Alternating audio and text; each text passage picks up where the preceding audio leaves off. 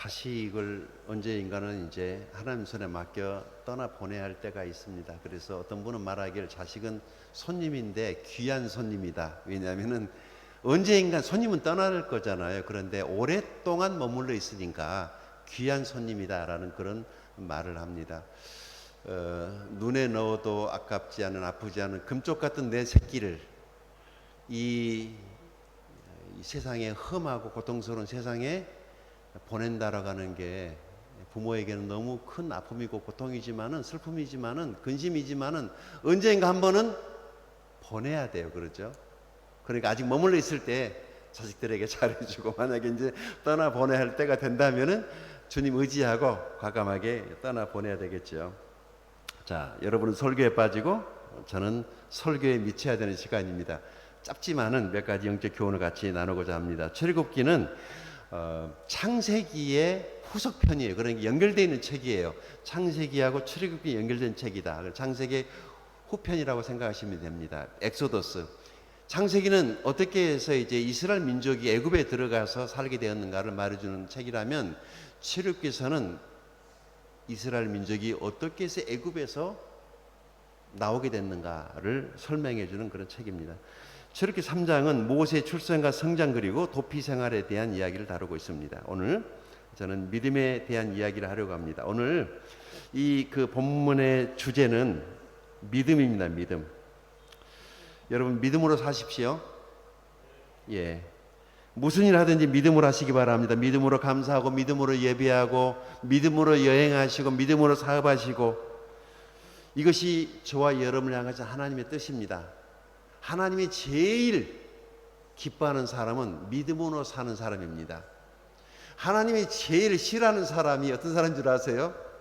신앙 엄청 좋은데 믿음 없는 놈, 하나님이 제일 싫어합니다. 무엇을 하든지 믿음으로 하시기 바랍니다. 가족을 사랑할 때도 믿음으로 섬기고 사랑하고, 믿음으로 교회를 섬기고, 그러면은 여러분 하시는 모든 일이 다 잘 될 것입니다. 우리가 베트남에 살든 호주에 살든 한국에 살든 어디에 사는가는 그렇게 별로 중요하지 않아요. 어디를 가도 문제는 있고 아픔은 있고 고통은 있고 일하지 먹고 살고 그러는 게 이 세상이잖아요. 그러니까 이미 베트남에 건너오신 분들도 주님 의지하시고 열심히 사시면 되고, 한국에 사시는 분들은 한국에서 열심히 사시면 됩니다. 우리에게 다가온 이 운명을 거부하지 말고 믿음으로 살아라라고 하는 것이 성경이 주는 교훈입니다. 같이 읽어볼까요? 로마서 14장 8절입니다. 시작. 우리는 살아도 주님을 위하여 살고 죽어도 주님을 위하여 죽습니다. 그러므로 우리는 살든지 죽든지 주님의 것입니다. 아멘. 구원받은 사람은 내가 주일을 하든지 안 하든지 이 땅에 살아 숨쉬는 것 자체가 주를 위해서 사는 거라는 거죠. 꼭 목사를 하고 선교사를 하고 집사를 하고 권사를 하고 교회 전도사 목회를 해야만이 주를 위해 사는 게 아니라, 구원받아 가지고 살아가는 이 삶 자체가 주님을 위해 사는 거예요. 교회를 안 나와도 그것이 주님을 위해 사는 거예요. 꼭 교회를 와야만이 아니고, 그런다 교회 다니지 말라는 얘기가 아니라, 우리는 사나 죽으나 어차피 내가 구원받은 그 순간부터 우리는 사나 죽으나 내 목숨은 주님 손에 달려 있으니까 우리는 이미 주의 일을 하고 있는 것입니다. 이 말씀에 은혜가 있기를 바랍니다. 먼저 이 배경을 좀 이해할 필요가 있죠. 모세가 태어나던 시대는 아주 힘든 시기에 태어났어요. 아니 어쩌면 태어나지 않았으면 더 좋을 법한 그런 때에 모세가 태어난 겁니다. 시국을 잘 타고 태어나는 것도 축복이죠. 만약에 여러분이 제가 아프리카에 태어났다면 하나님 실수해가지고 형병제를 끔찍하겠죠. 생각해 보세요. 근데 하나님 실수하지 않으시고 한국에서 태어나 가셨단 말이에요. 얼마나 감사해요. 어떤 사람은 베트남에 태어나고 어떤 사람은 한국에 태어났어요. 근데 하나님께서 이 태어나게 하신 다 뜻이 있어요. 목적이 다 있단 말이죠. 그러니까 하나님이 가장 좋은 때에 우리를 이 세상에 태어나게 하셨다라고 하는 사실은 우리가 믿어야 됩니다. 가장 좋은 때, 6.25 동란 때 태어나서 어떻게 되는 거예요? 전쟁통에 태어났으면 우리가 저지라도 제대로 먹겠어요? 좋은 때 태어났어요. 요즘에 태어나는 사람 지금 보세요. 세상 너무 좋은 세상이에요. 뭐 없는 게 없죠. 마트에 가면은 뭐 집에 앉아 있으면 배달 다 되고 말이죠. 그 앱으로 모든 걸 다 주문하는 그런 편리한 시대에 참 제가 북한에 태어나지 않은 것이 너무 감사하다, 이런 생각을 하게 됩니다. 이걸 제가 오늘 말씀 묵상하다가 모세를 보면서 야, 좀 나랑 마음이 맞지 않은 그런 뭐 정부 대통령이 이렇게 정치를 해도 그것 때문에 불평 원망하지 말아야 되겠구나. 그들도 하나님이 다 뜻이 있어서 세웠는데 나랑 조금 다르다고 그래서 싸울 문제는 아니구나. 그거는 조금 우리 이해 문제지라는 그런 생각을 하게 했습니다. 모세가 태어난 것도 애굽이었고, 모세가 태어날 때는 어떤 때는 남자 아이면은 무조건 다 죽이는 때에 태어났어요. 그러니까 아기가 태어났는데 보면 여자는 사는 거예요. 근데 남자로 태어난 그것이 죄가 돼서 태어나자마자 죽여야 하는 그 부모의 심정을 생각해 보세요. 무슨 죄예요? 남자로 태어나는데 남자이기 때문에 죽이는 그런 시대에 모세가 태어난 것입니다. 자, 같이 한번 읽어볼까요? 시작. 레위 가문의 한 남자가 레위 가문의 한 여자를 아내로 맞이했다. 그 여자가 임신의 아들을 낳았는데 그 아이가 하도 잘생겨서 어떻게 생겼다? 그런데 이게 좀 과장법인 것 같긴 한데요. 부모에게서 자기 자식이 미운 자식이 어디 있어요? 부모는요, 이 세상에 자기 자식이 최고예요. 자기 자식밖에 없어요. 자기 자식이 제일 잘생겼어요. 근데 모세의 이야기를 왜 이렇게 좀 특이하게 썼을까? 남모르게 석 달 동안이나 숨겨서 길렀다. 다 죽이는 때에 이 남자아이가 태어났던 사실이 알려지면은 죽이는 거예요. 군인들이 와가지고. 그래서 이 아이를 살리기 위해서 석 달 동안이나 숨겨서 길렀다라고 말을 합니다. 참 이런 시대에 모세가 태어났어요. 그런데 문제는 부모가 신앙이었다라고 하는 것에 성경의 기자는 주목하라고 1절에 그렇게 써놓은 거죠. 자, 모세의 부모는 신앙인이었어요. 사람들은 어려운 상황에 처하면 자꾸 운명으로 받아들이는 경향이 있습니다. 그냥 운명이지. 여러분이 운명론하고 예정론을 혼돈하고 착각하면 안 돼요. 운명은 믿음으로 얼마든지 바꿀 수 있어요. 잘못된 예정론이 마치 너는 태어날 때부터 그런 운명을 타고 태어났다라고 그것이 예정된 것처럼, 여러분 지옥 가기로 예정된 사람이 어디 있어요? 하나님의 예정은 모두가 다 예수 믿고 구원받도록 예정되어 있는 거예요. 그것을 내가 선택하느냐 안 하느냐, 이것이 예정되어 있는 거예요. 그러니까 내가 태어나서 뭐 전도하지 않아도 어떻게 예수를 믿겠어요? 예정론을 그렇게 해석을 하면 극단적 예정론이 되는 것입니다.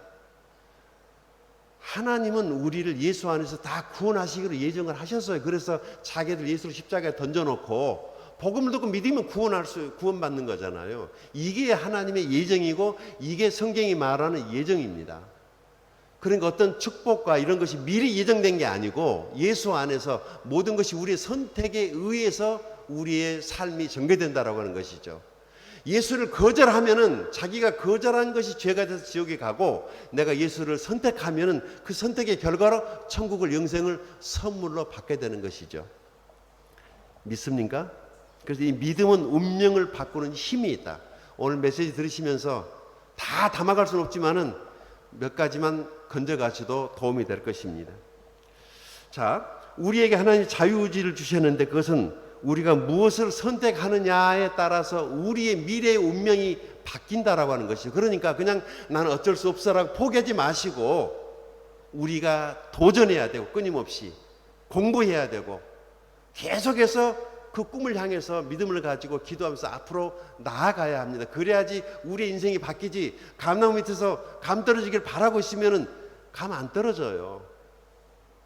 하나님은 우리의 구원만 공짜로 은혜로 받게 하셨지, 우리의 삶은 우리의 노력과 선택에 의해서 결정될 수 있도록 그렇게 하나님이 예정하신 것입니다. 그래서 아무리 죄 때문에 망가진 인생이라도 예수 앞에 나오면 하나님이 은혜로 구원받는 것입니다. 하나님의 자녀가 되는 것입니다. 모태 신앙이 나를 구원하는 것이 아니라 내가 예수를 선택하는 그 선택이 나를 구원하는 것입니다. 내가 믿어야 되죠. 부모의 신앙 때문에 내가 구원받는 거 아니에요. 내가 믿어야 돼요. 내가 믿어야 돼요. 저는 구원받은 이후에 내가 복음을 듣고 너무 큰 은혜를 받았던 생각 때문에 내가 목사가 되어야 되겠다고 내가 선택을 했어요. 그래서 목사가 되고, 선교사요? 내가 선교사가 되겠다고 선택하고 헌신하고 온 거예요. 이게 이렇게 힘들고 어려운 길이면 좀 고려라도 해왔을 텐데 그때는 정신이 하나도 없어가지고 이게 그냥 쫙 그냥 꽃길인 줄 알고 헌신했는데 막상 들어와 보니까 가시밭길이고 힘들고 험한데 마음에 기쁨은 있어요. 후회하진 않아요. 누가 가라고 그래서 선교사하고 목사했으면은 아마 그 사람 엄청나게 원망했을 거예요. 그런데 이거 내가 선택해서 온 길이라 요즘 애들이 하는 말로 빼박이에요. 꼼짝 못하고 가는 거죠. 그런데 기쁨이 있어요. 즐거움이 있어요. 내가 선택했기 때문에. 그래서 우리 자녀들도 자기가 좋아하는 일을 스스로 선택해서 하도록 하세요. 그러면은요 신나게 일을 더 잘할 수 있습니다. 아무튼 여러분이 믿음과 운명론을 혼돈하지 않게 되기를 바랍니다. 모세의 어머니를 보면 알 수 있습니다. 자, 3절 읽어볼까요? 시작. 그러나 더 이상 숨길 수가 없어서 갈대 상자를 구하여다가 역청과 송진을 바르고 아이를 거기에 담아 강가에 갈대 사이에 놓아 두었다. 운명은 모세를 태어나자마자 죽게 내버려 둬야 될 운명을 타고났지만은 그의 어머니는 그 운명을 거절한 거예요. 거부한 거예요. 내 자식이고 내 새끼니까 나는 살려야 되겠다라고 그렇게 의지를 가지고 믿음의 선택을 한 거죠.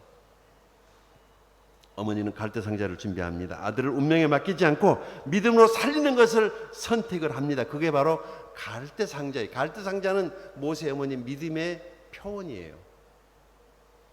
갈대 상자에는 이 모세에게서 구원의 방주죠. 갈대 상자는 우리를 죄에서 구원하신 예수님을 상징합니다.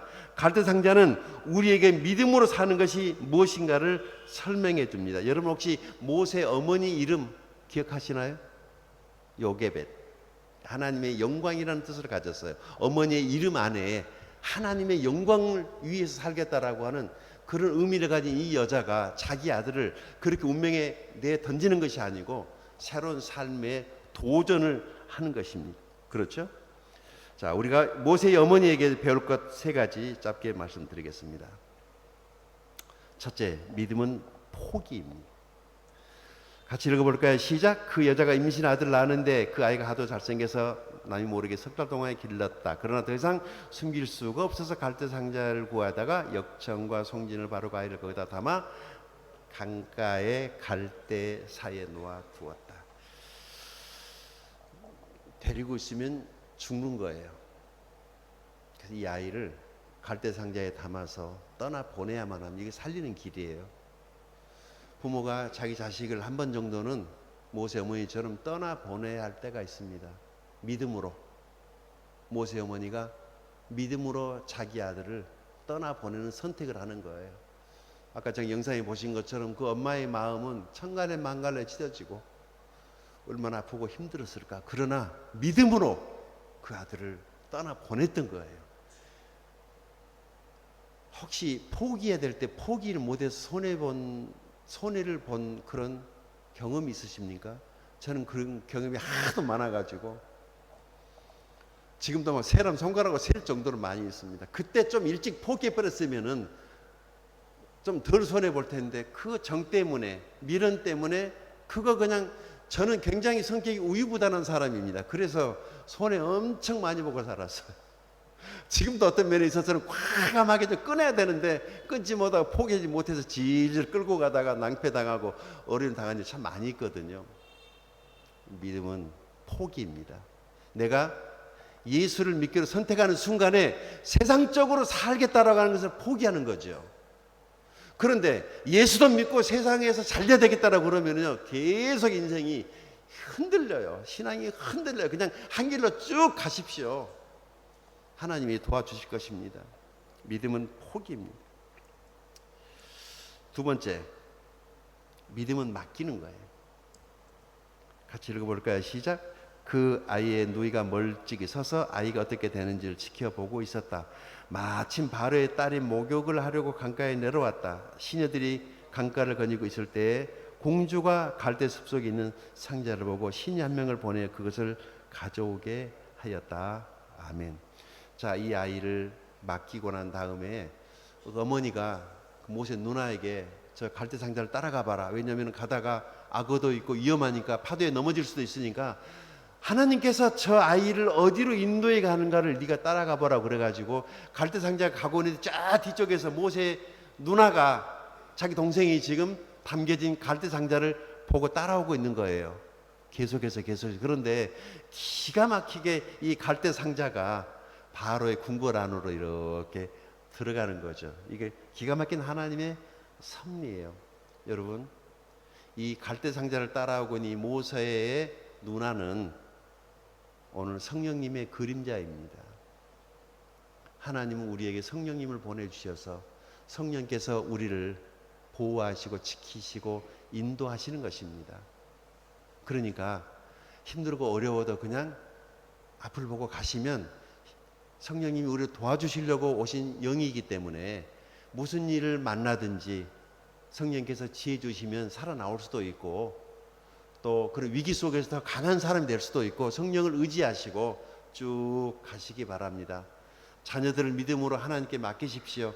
내가 키우는 것보다 하나님 손에 맡기면 훨씬 더 좋은 방법으로 하나님이 키우십니다. 저도 아들 2명이 있는데 일찍 29에 늦게 예수만을 구원받았죠. 결혼해가지고 예수를 믿었으니까. 그런데 내가 31살에 믿음으로 주님 따르는 길로 선택할 때 가장 나에게 짐되는 것은, 부담되는 것은 우리 아들들의 교육 문제였어요. 한참 교육에 서비스를 받아야 될 때 부모로부터 내가 이 뒷바라지를 못하면 어떠나. 그런데 아무리 생각해봐도 내가 주님께 헌신되어 있으면 하나님이 내 자식을 키워주지 않을까라는 이런 그야말로 엉터리 같은 바보 같은 믿음이죠. 내 스스로의 신념인가 모르겠지만 하나님이 너희를 키워줄 거라고 믿습니다. 그리고 그냥 나는 하나님께 내 인생을 드리고, 그런데 하나님이 다행히 아들들이었으니까 힘들었지만은 강하게 잘 키워주신 것 같아서 얼마나 하나님께 감사한지 모르겠습니다. 믿음은 맡기는 것입니다. 하나님께 우리의 자녀들을, 혹시 사업을, 혹시 인생의 어려운 일들을, 우리의 장래를 하나님 손에 맡기면 하나님이 가장 좋은 곳으로 인도해서 가장 아름다운 곳으로 도달하게 하시고 합력하여 선을 이루실 그 하나님의 영광을 보게 될 줄로 믿습니다. 마지막 3번째, 믿음은 상을 바라는 것입니다. 같이 읽어볼까요? 시작. 바로의 딸이 그에게 말하였다. 이 아이를 데리고 가서 나를 대신하여 젖을 먹여다오. 그렇게 하면 내가 너에게 싹스를 주겠다. 그래서 그 여인은 그 아이를 데리고 가서 젖을 먹였다.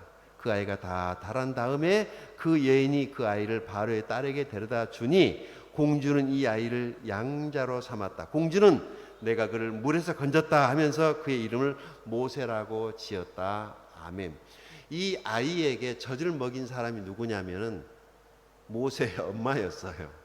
기가 막힌 일이죠. 믿음으로 떠나보냈는데 다시 엄마의 손으로 모세가 돌아와서 엄마가 이제 모세를 데려다가 젖을 먹여서 키우는데 이제 돈을 받고 싹스를 받고 아이를 양육합니다. 하나님께서 보상하신 것이죠. 믿음으로 떠나보냈더니 그 아이가 다시 품으로 돌아왔어요. 그리고 이 아이가 컸을 때 이제 공주에게 데려다 줬더니 공주가 바로의 여동생이었는데 애굽의 최고의 학문, 그러니까 가장 좋은 학교에서 최고의 그 엘리트 학교에서 교육을 받게 해서 모세가 이제 이스라엘 차기 지도자로 서게 되는 것입니다. 상이죠. 믿음으로 떠나보내는 것에 대한 상이에요. 어떤 책에 보니까 요즘 우리 부모님들을 가르쳐서, 어떤 엄마를 가르쳐서 헬리콥터 부모, 헬리콥터 엄마 얘기를 합니다. 그저 자식 주변에서 떠나지 못하는 부모님을 가르쳐서 모든 것들이 자식의 일거수일투족을 드론으로 보는 것 좀 들여다봐야 되고, 리모컨도 부모님이 다 쥐고 있고 자식 스스로 무엇인가를 할 수 없도록 이미 조정되어 있는 거예요. 그러면은 자식이 아무것도 할 수 없는 거죠. 독립이 안 되면 자식이 이 험한 세상을 나가다가 어린이를 당할 수 있어요. 스스로 개척하고 개쳐나갈 힘을 길러야만 이 자식들이 이 세계 속에, 세상 속에 살아남는데, 부모가 모든 걸 다 해줘 버리면 아이들이 선택을 하지 않는 선택장애라고 하는 새로운 병에 걸려버립니다. 왜냐하면 그것도 엄마가 피자 먹을래? 통닭 먹을래? 엄마가 학교 갈 거야? 안 갈 거야? 엄마가 자동차 타고 갈 거야? 자전거 타고 갈 거야? 엄마가 모든 것을 안 하겠다는 거죠. 왜냐하면 그렇게 길들여져 버린 거예요. 이게 가스라이팅이에요. 자기도 모르게 그렇게 부모와 자식 간에 길들여 버리면 나중에 분리가 안 되는 거예요. 힘들고 어렵겠지만 어떤 경우가 되면은 외국 사람들처럼 단호하게 끊고 보내야 될 필요가 있습니다. 유대인들이 특별히 그렇게 키우죠, 자식을. 집에 있을 때는 최고의 수준으로 돌보지만은 떠나보내야 될 때는 아주 냉정하게 떠나보내버립니다. 그래서 떨쳐놓고 네 스스로 살아남도록. 두 가지 부모 유형이 있다라고 그러죠. 자식이 넘어지면은 넘어지자마자 그냥 달려와서 이렇게 세워주는 부모가 있고, 또 한 부류의 부모는 지 스스로 일어나도록 숨어서 기다리다가 울다 지쳐서 혼자 털털 털고 일어나면 그때 달려가서 잘했다라고 용기 주고 용돈 주는 그런 부모가 있다고 그럽니다. 우리 자식들을 강하게 키워야 합니다. 시대가 험하고 강하기 때문에 우리 자식들에게 그런 내공을 좀 길러줘야만 이 세상을 싸워서 이길 만한 그런 것들을 길러줘야만이 이 세상에서 살아남을 것이라고 생각을 합니다. 모세의 어머니는 믿음의 상을 받았습니다. 큰 상을 받았죠. 자, 오늘 메시지 요약합니다. 모세의 부모님에게서 무엇을 배워야 하는 것인가? 첫째, 믿음으로 포기하라, 믿음으로 맡기라. 세 번째, 상을 바라보는 신앙. 여러분에게 어떤 내용이 와 닿았는지 우리 시간 잠깐 하나님 앞에 기도하는 시간을 갖겠습니다.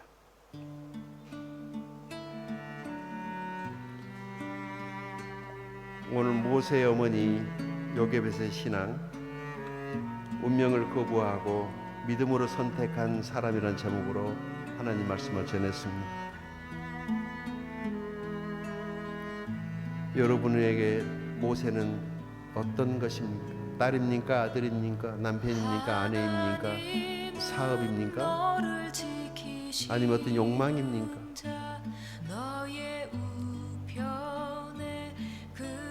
주를 의지함으로 믿음으로 떠나 보내십시오. 만약에 떠나 보내야 될 때가 됐다면 보내십시오.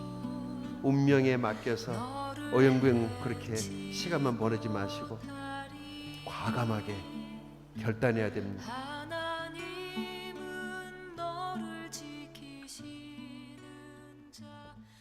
우리의 미래는 하나님 손에 있습니다.